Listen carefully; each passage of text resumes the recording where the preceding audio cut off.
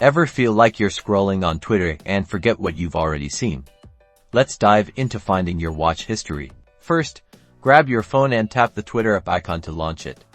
Make sure you're already logged into your account. Now, in the top left corner of your screen, you'll see your profile picture. Go ahead and tap on it to open the navigation menu. In this menu, scroll down until you see Settings and Support.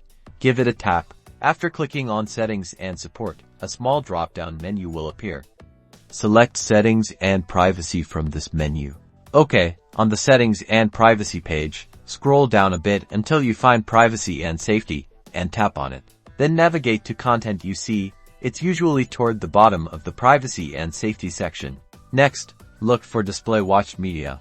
The section clearly indicates it will display the media you've watched. Great, here's where you can view the list of videos you've watched. If you want to clear your watch history, simply uncheck the boxes next to the videos you want to remove from your history. Also, you can select or deselect Display Watched Media.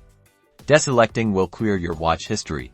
And that's it. You can now easily check and clear your watch history on Twitter. Knowing where to find this makes it easier to keep track of what you've seen.